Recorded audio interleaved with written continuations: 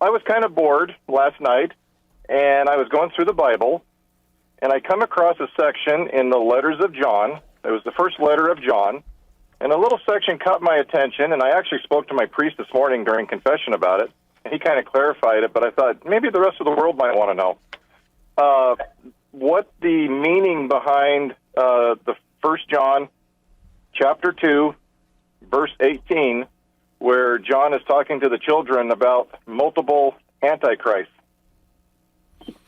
Yeah, thanks. I really appreciate the question.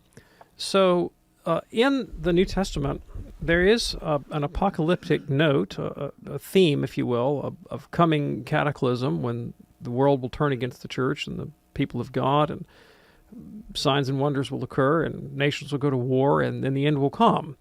And a lot of different things are associated with this apocalyptic imagery. Wars and rumors of wars.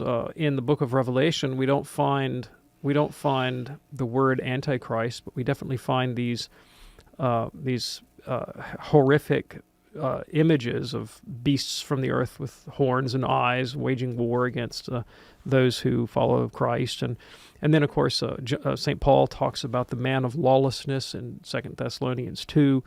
And John talks, he's actually the only place in Scripture where we find the word Antichrist used.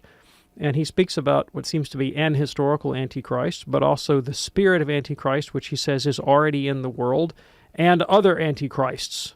So, these pulling all of this together into a coherent theory of end times has always been a bit controversial in church history, and the church doesn't really dogmatize about it. If you read the Catechism, you're not going to find a lot in there about an historical Antichrist at the end of time.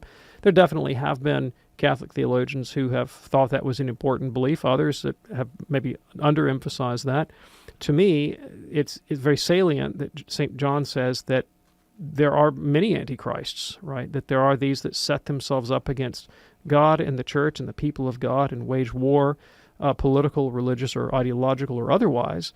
And that's definitely been, that's a very common theme in Catholic thinking, that, any particular period of history from the first century to the present, we can poke around in our contemporary societies and we can find people that fit this description. I've mentioned before Dietrich von Hildebrand, famous Catholic philosopher of the early 20th century, never hesitated to refer to Hitler as the Antichrist. He was a deep opponent of Nazism, von Hildebrand was. Not because he thought Hitler was the one and only Antichrist, but because he thought he fit the type. And of course, John says the spirit of Antichrist in the world has multiple manifestations.